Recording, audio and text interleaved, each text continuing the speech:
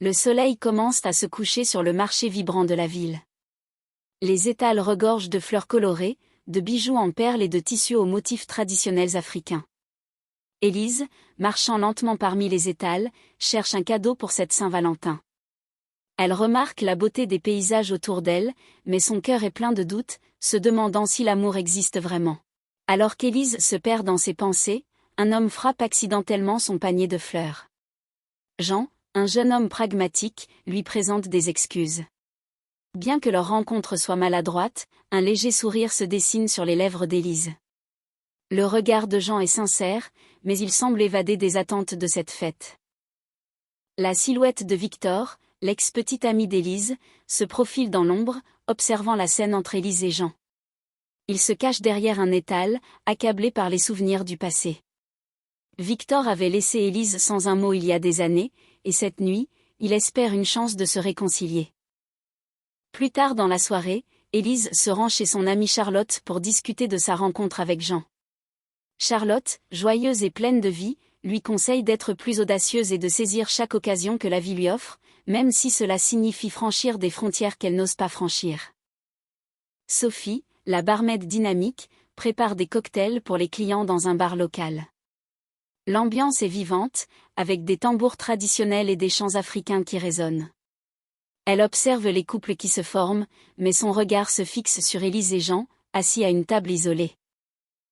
La fête bat son plein, les tambours résonnent à travers le village. Élise, désormais habillée d'une robe traditionnelle éclatante, se joint à la fête avec Jean. Ils partagent des regards timides, mais l'atmosphère magique de la nuit commence à briser les barrières entre eux. C'est le moment où tout peut arriver. Lucie, qui a observé Élise et Jean de loin, s'approche pour lui offrir un conseil pratique. L'amour ne se trouve pas toujours où l'on l'attend, lui dit-elle. Elle l'encourage à ne pas trop idéaliser la Saint-Valentin, mais à se concentrer sur la sincérité de ses sentiments. Un nouvel homme mystérieux, Hugo, entre dans la scène. Personne ne sait d'où il vient, mais il est tout de suite attiré par Élise. Il n'est pas là pour la Saint-Valentin, mais sa présence intrigue tout le monde. Il reste discret mais ses yeux sont perçants, semblant chercher quelque chose ou quelqu'un. Hugo, après avoir observé Élise, lui offre un cadeau mystérieux, un collier sculpté en ivoire avec un pendentif représentant un oiseau. Élise le regarde avec étonnement, se demandant s'il y a un message caché derrière ce geste. Hugo lui murmure, certains cadeaux ne sont pas de simples objets, mais des clés pour déverrouiller des secrets. Marc, l'ami d'Élise, hésite. Il a observé les interactions entre elle et Jean, et son cœur est lourd de secrets non partagés. Alors qu'il prend une profonde inspiration, il se prépare à lui avouer ses sentiments. C'est la nuit de Saint-Valentin, et il sent que c'est le moment de prendre ce risque. Marc se décide enfin. Il s'approche d'Élise, son cœur battant la chamade. « Élise, dit-il doucement, je t'ai toujours vue comme une amie, mais ce soir, je ne peux plus ignorer mes sentiments. » Élise, surprise, le regarde dans les yeux, cherchant à comprendre ce qu'il veut vraiment dire. Élise reste silencieuse un moment, son esprit en tourmente. Elle avait toujours vu Marc comme un ami, mais les mots qu'il vient de prononcer résonnent dans son cœur. Elle lui sourit doucement et lui dit « Je ne sais pas encore ce que je ressens, Marc, mais cette Saint-Valentin m'a fait voir les choses autrement. » Après avoir observé la scène, Victor ne peut plus rester dans l'ombre. Il s'avance vers Élise et Marc, son visage marqué par les regrets. « Je dois te parler, Élise, dit-il, la voix tremblante. Je suis désolé d'être parti sans te donner de raison. Je veux que tu saches que tu m'as manqué. » Les tambours du village s'intensifient, comme si la nuit elle-même voulait que l'Élise fasse un choix. Les voix des habitants résonnent autour d'elle, mais elle reste figée.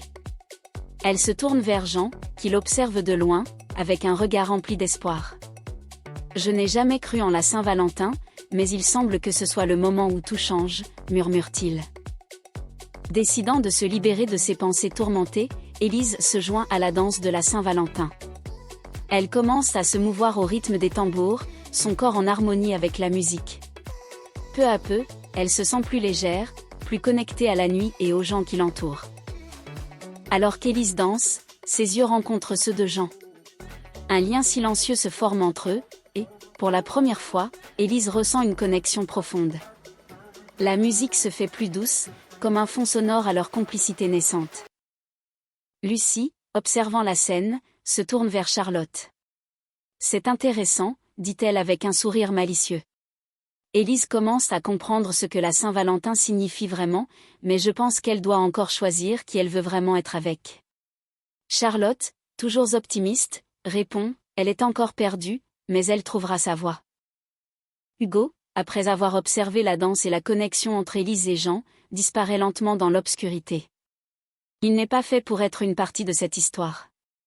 Je savais que ce n'était pas mon moment, murmure-t-il en se fondant dans l'ombre de la nuit.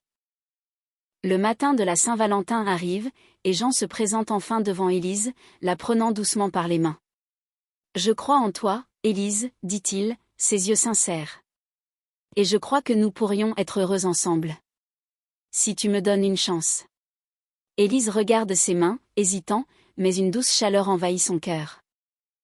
Après un moment de silence, Élise regarde Jean avec un sourire timide. Je crois que tu as raison, dit-elle doucement. Peut-être que l'amour est là, tout près, mais il faut savoir l'accepter. Elle se rapproche de lui, son cœur apaisé. La Saint-Valentin, après tout, est une nuit pour les commencements. Le matin de la Saint-Valentin commence par une chaleur douce, et les festivités reprennent lentement leur rythme. Le village est plongé dans une atmosphère de calme et de sérénité.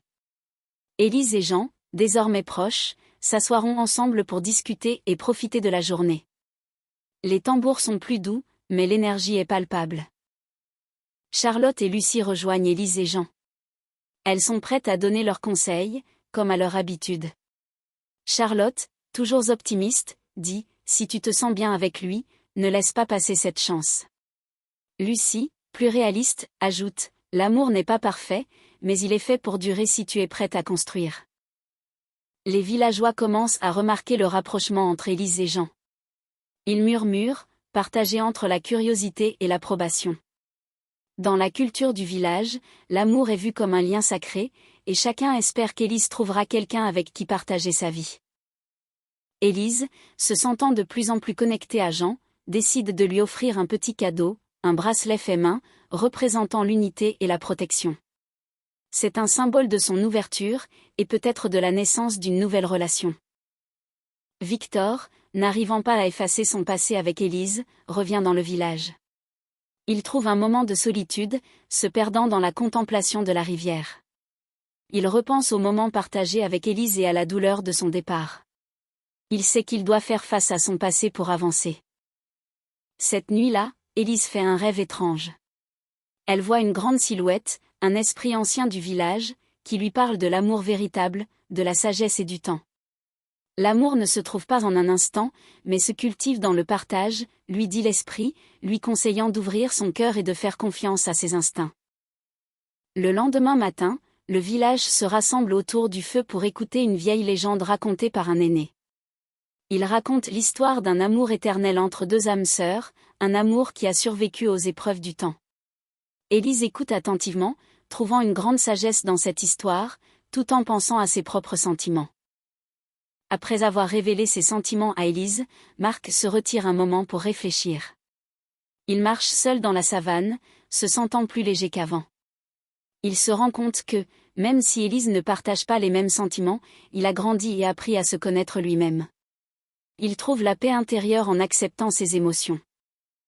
La soirée arrive, et les habitants du village organisent une danse de réconciliation, où ceux qui ont des différends peuvent se pardonner. Victor, toujours troublé par son passé, décide de participer. Il s'avance vers Élise et lui tend la main. « Je suis désolé pour ce que j'ai fait. Puis-je te demander pardon ?» lui demande-t-il. Élise hésite un moment, mais finalement, elle prend la main de Victor. « Je pardonne, » dit-elle d'une voix calme. « Mais je crois que nous devons aller de l'avant. » Le village tout entier observe cette scène avec une grande émotion, sachant que ce moment marque une étape importante dans la vie d'Élise. Après la danse, Jean et Élise se retrouvent seuls, loin du tumulte de la fête. Sous un ciel étoilé, Jean prend doucement la main d'Élise. « Je veux construire quelque chose avec toi, » lui dit-il.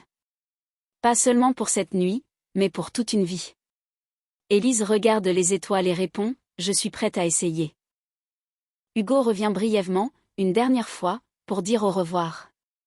Il s'approche d'Élise et lui sourit tristement. Tu as trouvé ton chemin, dit-il, et je suis heureux pour toi. Avant qu'elle puisse répondre, il disparaît silencieusement dans la nuit, laissant Élise se demander si c'était une apparition ou un réel départ. Le matin après la fête, Élise se réveille avec une sensation étrange. C'est comme si son cœur avait été allégé, libéré des poids qui l'empêchaient d'avancer. La conversation de la veille avec Jean et les événements de la nuit ont semé des graines d'espoir et d'amour dans son cœur. Elle se lève, prête à faire face à un nouveau jour. Jean, de son côté, se promène à l'extérieur du village, son esprit flottant dans des pensées heureuses. Il s'imagine un avenir avec Élise, mais aussi avec la communauté, construisant une vie fondée sur des valeurs profondes. Peut-être que l'amour peut être simple, après tout, se dit-il. L'aînée du village, une vieille femme pleine de sagesse, aperçoit Élise assise près du feu. Elle la rejoint et lui dit, « Le véritable amour n'est jamais pressé. Il se construit lentement, comme une belle maison, brique par brique. » Élise l'écoute, touchée par la profondeur de ses mots. Élise, toujours en quête de comprendre ce qu'elle ressent, s'assoit avec un groupe d'enfants qui jouent à la danse traditionnelle. Elle leur demande ce qu'ils pensent de l'amour, et leur innocence lui permet de comprendre que l'amour peut aussi être simple, joyeux, et non contraint. L'amour, c'est comme danser, dit une petite fille, on doit juste se laisser aller. Pour apaiser son esprit, Élise se rend dans un endroit secret de la forêt, un lieu où elle allait souvent petite. Là, entourée par les arbres et la rivière, elle trouve la paix. Elle ferme les yeux et laisse la nature la guider, se sentant connectée à l'énergie de la terre et aux racines profondes de son peuple. De retour au village, Élise ressent une clarté nouvelle. Elle se rend compte que, même si elle n'est pas encore sûre de ce que l'avenir lui réserve, elle a appris à accepter ses sentiments et à faire confiance à son cœur. Le village est prêt à l'accueillir, quelle que soit la voie qu'elle choisira. Jean, apprenant la décision d'Élise de suivre son cœur, lui promet « Je serai là pour toi, peu importe ce que tu choisis. » L'essentiel est de ne pas avoir de regrets. Élise sourit et lui répond « Je sais maintenant que l'amour est un voyage, et je suis prête à le commencer. » Les villageois préparent les derniers détails pour la grande fête de la Saint-Valentin, une célébration de l'amour et de la communauté. Les femmes décorent les maisons, les hommes préparent la nourriture traditionnelle, et les enfants répètent leurs chants. C'est une nuit de joie et de réconciliation. La nuit tombe et les villageois se rassemblent autour du grand feu. La musique commence, les tambours résonnent, et la danse traditionnelle commence. Élise et Jean dansent ensemble pour la première fois, leurs mouvements parfaitement synchronisés, incarnant l'harmonie et l'unité. Les anciens du village, en signe de bénédiction, s'avancent vers Élise et Jean.